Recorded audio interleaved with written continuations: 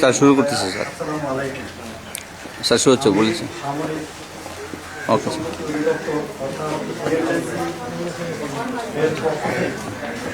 যে এই সমস্যা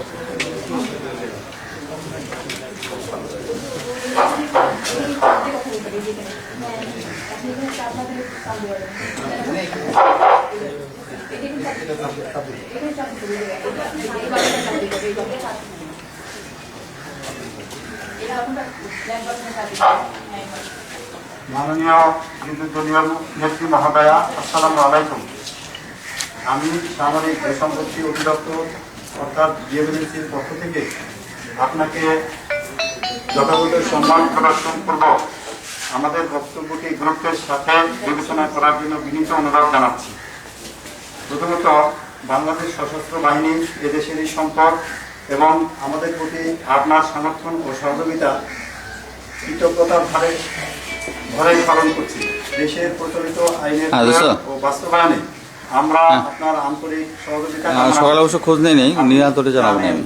মহামান্য হাইকোর্ট ঠিক আছে রায় মোতাবেক এখন বেটার অনেক বেটার হস্তান্তরিত হয়েছিল তা বাতিল করে বন্ধ হয়েছে। কল দিব না আমি। এছাড়াও আদালত আপনাকে বাড়িতে ছেড়ে দেওয়ার জন্য মানবিক কারণে যে সময় নির্ধারণ করে দিয়েছিলেন তা গতকাল 12 নভেম্বর অতিক্রান্ত হয়েছে।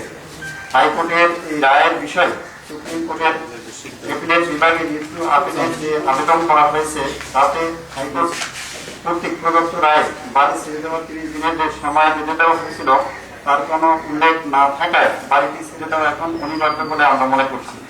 দ্বিতীয়ত, রিভিউ আপিলের শুনানিটি যথাযথ আদালতে নিষ্পত্তি হলে তার রায় আমরা সকলেই মেনে নিই। আদালতের বিচার প্রক্রিয়া ও রায়ের প্রতি সার্বিকভাবে বিবেচনা করে এবং বাংলাদেশ সেনাবাহিনীর সুরক্ষা ভাবমূর্তিকে অক্ষুণ্ণ রাখতে আমাদের বিনীত অনুরোধ, সুপ্রিম কোর্টের চূড়ান্ত রায় না হওয়া পর্যন্ত আপনি অনুগ্রহ করে সেনানিবাসের বাইরে বসবাস করুন। এই জন্য আমরা আপনার প্রয়োজনীয় মালামাল নিয়ে যাওয়ার জন্য যথাযথ সহায়তা প্রদানে প্রস্তুত আছি। আপনার রেখে যাওয়া অন্যান্য দ্রব্যাদি চূড়ান্ত রায় না হওয়া পর্যন্ত এখানেই থাকবে।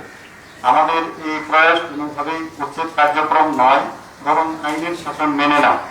সুপ্রিম কোর্টের হাইকোর্ট বিভাগ ও এপিলেট ডিভিশনের রায়ের কার্যক্রমকে সমুন্নত রাখতেই আমাদের প্রয়াসকে আপনি সহযোগিতা করবেন বলে আমাদের দৃঢ় বিশ্বাস।